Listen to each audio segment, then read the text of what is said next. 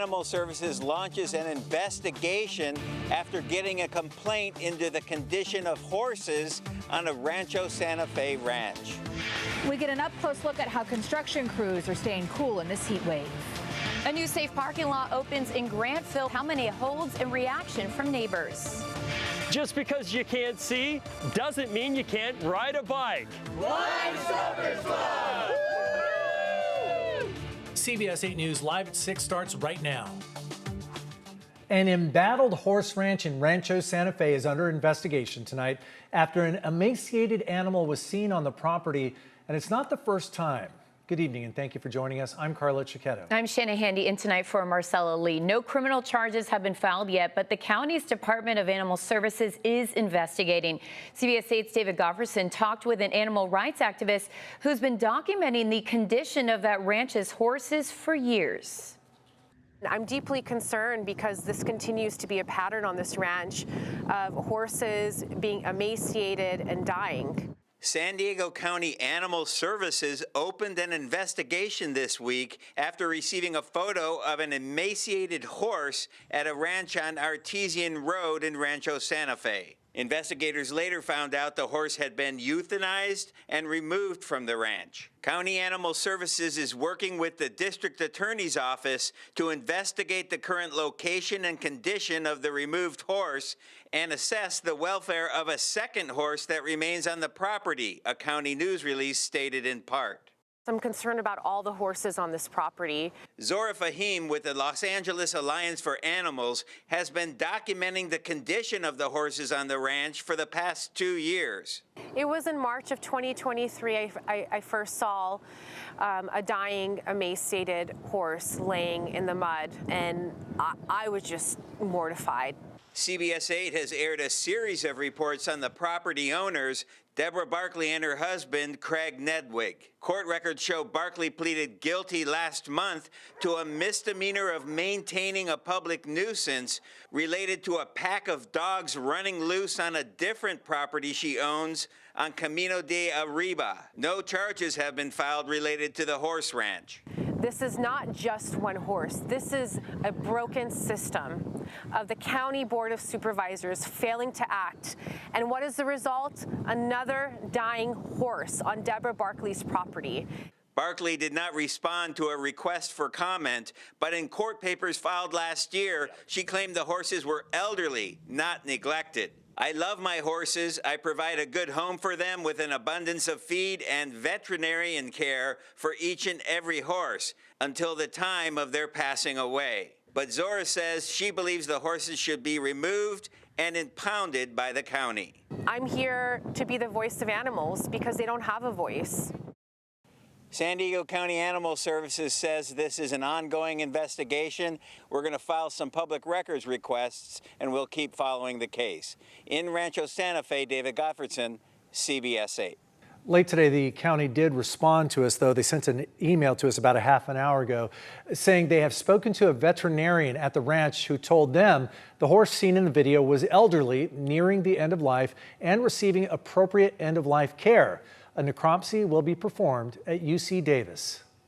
It's a weather impact alert day, and today the heat was definitely felt across the county. Oh boy, Chief Meteorologist Carlene Chavis joins us now with more on the temperatures today, but how soon we might see a little bit of relief. By the weekend, we're talking about a little bit of relief, but it's a little bit of relief. Just a little. Yeah. Okay. So that's the thing. You're talking about mid-90s, upwards of 102 for daytime highs, even a little bit higher than that for today. We're still holding on to 90s across the inland valleys by this weekend, so it is a little bit of a drop, but hey, getting away from the triple digits that also broke some records today. 105 degrees was the high today for Valley Center, also in triple digits for Alpine as well as for Ramona and for Escondido. Escondido topped out at 101. 116 for Borrego Springs, and you had some 70s and 80s right there along the coast. Talking about our highs for today, we had some records that were set. So new records set for Ramona as well as for Campo and for Borrego Springs at that 116 mark. Still holding on to the heat as we go into tomorrow. So that's going to go all the way until tomorrow night at 8 p.m. with the heat advisory across the inland valleys as well as for the mountains, and the extreme heat warning that is for the desert with more of those 1 teens. It's by the weekend that our temperatures start to slip a little bit bit more. Still warmer than usual for the mountains and the desert and getting closer to seasonal west of the mountains. So we'll go ahead and break down your complete forecast coming up. Shannon. Thanks, Carlene. As always, you can find an extended weather forecast on our free streaming channel, CBS 8 Plus. Just download on your TV and watch for free. Today's soaring temperatures put outdoor workers at serious risk. The state reminded employers they must protect crews from heat illness. CBS 8's Abby Black is live downtown, where they're not taking any chances on worker safety at a major construction site. Abby?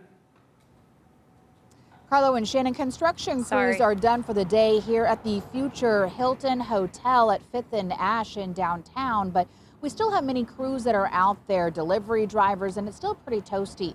We dig into California laws that are protecting outdoor workers, and we talk to them to see how they're surviving. That's the warning, and then you'll see the danger zone. Frank Najjar, the superintendent from Davis Reed Construction, pulls out his phone and shows me the screen. We use the app called Heat Index, and it tells you it feels like 82 degrees. When that happens, California law kicks in. Najjar has to notify his crews immediately. Say, okay, you guys water up, get hydrated, and then if you need to take an extra break, you have to. So they have to be allowed. We can't just keep people working. Najjar is using an OSHA-endorsed app that keeps companies in line with California's heat illness prevention guidelines, and he swears by it. It's a great tool. Not everybody uses it, but we do. So it keeps people alive. We were here when temperatures hit 82 degrees. That triggers indoor worker protections, but construction crews face even stricter rules. Let's go inside here real quick. They need fresh water and shade when it hits just 80. Coming through. Najjar shows me where his crews cool down. You'll see bottled water everywhere. He then takes us to the top, the 16th floor, where workers face a full sun exposure.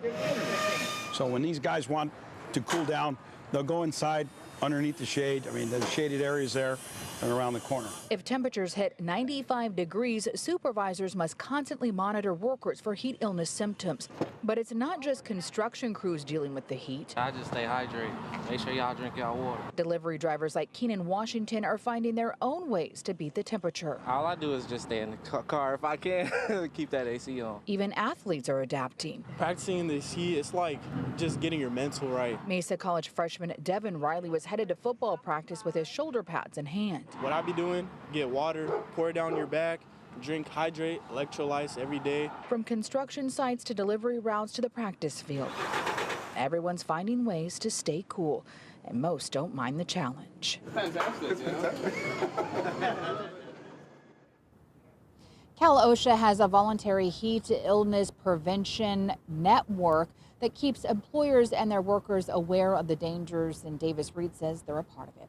Reporting live in downtown, Abby Black, CBS 8.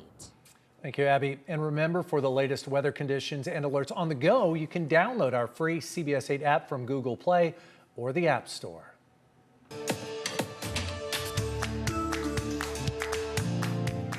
A Chula Vista man accused of killing his wife, who hasn't been seen in more than 4 years, was in court today asking for a change of venue for his trial. CBS 8's Alex Cheney joins us with what happened in the courtroom. Alex? That's right. Lawyers for Larry Miliete, they had two motions today.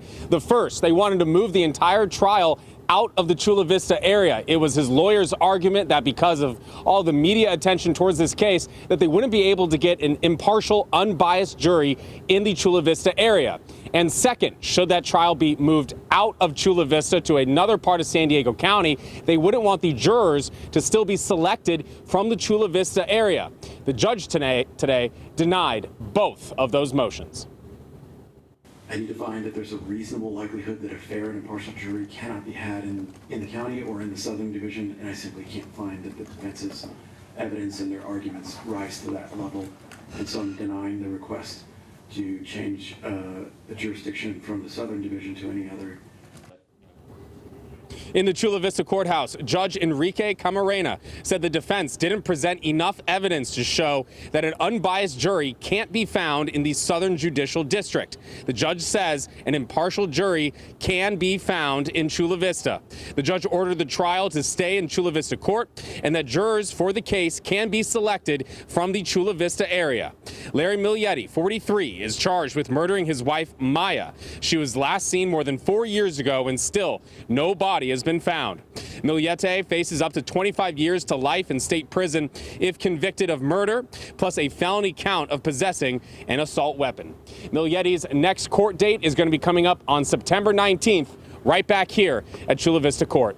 Reporting live, I'm Alex Cheney, CBS 8. Thank you, Alex. Governor Newsom announces a new partnership to prepare Californians for the future of AI. Those details are still ahead. Plus, we'll show you the new safe parking lot just unveiled by county leaders. And does the sweltering heat put you in a foul mood? You're not alone. We're going to show you what you can do, though, to counter the effects. That's after this.